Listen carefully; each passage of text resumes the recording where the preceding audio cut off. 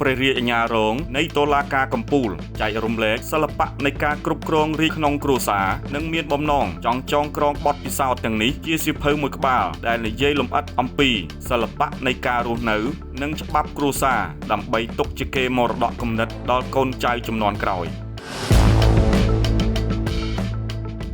តាមរយៈเพจផ្ទាល់ខ្លួនឈ្មោះថាផាន់វ៉ាន់រតដែលគេស្គាល់ថាជាអ្នកច្បាប់មានតួនាទីជាអគ្គព្រះរាជអាជ្ញារងនៃតុលាការកំពូលបានចែករំលែកនៅអត្ថបទពិសេសមួយស្ដីពីជីវិតគូស្រករប្តីប្រពន្ធដែលជាសិល្បៈនៃការគ្រប់គ្រងរាជក្នុងគ្រួសារ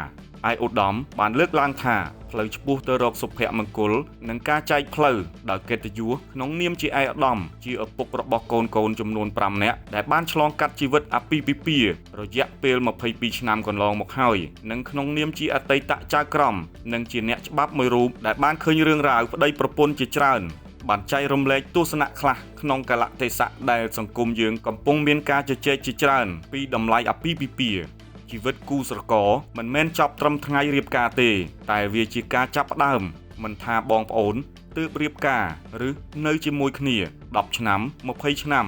ឬ30ឆ្នាំក្តីព្យុះភ្លៀងអាចមកដល់គ្រប់ពេលវេលា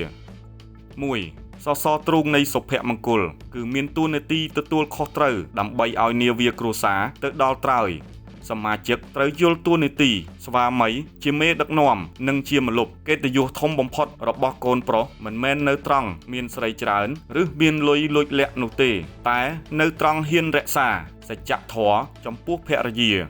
ភាពជាកូនប្រុសពិតគឺមិនលួចចាក់មួយកំបិតខាងក្រោយខ្នងនៅពេលដែលប្រពន្ធកំពុងលះបង់ដើម្បីគ្រួសារឬពេលនាងមានរូបសម្រស់ថមថយឡើយ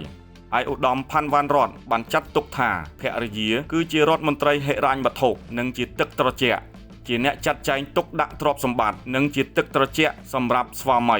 ភរិយាដែលមានបញ្ញាគឺចេះរក្សាកិត្តិយសស្វាមីនៅចំពោះមុខអ្នកដទៃនិងជាទីប្រឹក្សាដ៏ស្មោះត្រង់បំផុតក្នុងនោះឯកឧត្តមក៏លើកជាសំណួរថាបើសិនជាត្រូវបែកបាក់គ្នាតើគួរធ្វើយ៉ាងណាក្នុងនាមជាអ្នកច្បាប់ឯកឧត្តមធ្លាប់កាត់ក្តីលះលែងជាច្រើនឯកឧត្តមបន្តថាគូដែលគួរឲ្យគោរពបំផុតមិនមែនជាគូដែលដណ្ដើមទ្រព្យសម្បត្តិគ្នាឈ្នះនោះទេតែជាគូដែលប្រកាន់យកកិត្តិយសនិងសីលធម៌ចំពោះទ្រព្យសម្បត្តិសូមកុំលោភលន់ចង់បានតែឯងទ្រព្យសម្បត្តិរកបានដោយកម្លាំងញើសឈាមរួមគ្នាគួរតែបែងចែកឲ្យសមរម្យកុំឲ្យលុយបំផ្លាញតម្លៃមនុស្សចំពោះកូន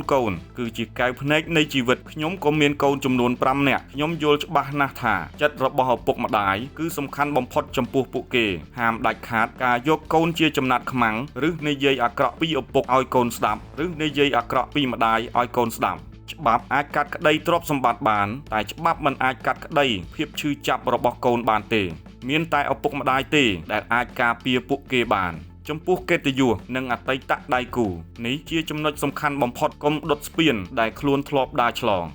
ការហែកគែគ្នាលើបណ្ដាញសង្គមស្មើនឹងការបង្ហាញភាពអន់ថយរបស់ខ្លួនឯងបើគាត់ឬនាងបានធ្វើអាក្រក់ដាក់អ្នកសូមទុកឲ្យយថាកម្មឬច្បាប់ធម្មជាតិជាអ្នកដោះស្រាយចុះអ្នកធ្វើបានល្អអ្នកក្បត់នឹងទទួលផលអំពើនោះការជូនពរគាត់ឬនាងបានសុខគឺជាជ័យជំនះដ៏ពិតប្រាកដនៃអ្នកដែលមានចិត្តធម៌ឯកឧត្តមបានបញ្ជាក់ថាជាសរុបមកជីវិតគូ22ឆ្នាំរបស់ខ្ញុំមិនមែនរលូនទេតែយើងឆ្លងកាត់បានដោយសារការអត់ធ្មត់និងការឲ្យតម្លៃមនុស្សដែលមានតម្លៃមិនមែននៅត្រង់ថាអ្នកមានទ្រព្យសម្បត្តិប៉ុន្មានឬឈ្នះក្តីក្តាំងលែងលះនោះទេតែនៅត្រង់ថាអ្នកអាចរក្សាចិត្តស្ងប់និងរក្សាកិត្តិយសរបស់អ្នកដទៃបានកម្រិតណានៅពេលដែលអ្នកមានបញ្ហាឯកឧត្តមក៏លើកជាសំណួរក្នុងសំណេរខាងលើថាដោយសារតែខ្ញុំជាឪពុកម្នាក់និងជាអ្នកច្បាប់ដែលបានឆ្លងកាត់រឿងរ៉ាវជាច្រើនខ្ញុំមានបំណងចងក្រងបទពិសោធន៍ទាំងនេះជាសៀវភៅមួយក្បាលដែលនិយាយលម្អិតអំពីសិល្បៈនៃការរស់នៅនិងច្បាប់គ្រួសារដើម្បីទុកជាកេរមរតកគំនិតដល់កូនចៅជំនាន់ក្រោយតើបងប្អូនយល់យ៉ាងណាខ្ញុំគួរសរសេរសៀវភៅនេះដែរឬទេសូមបញ្ចេញមតិនៅខាងក្រោម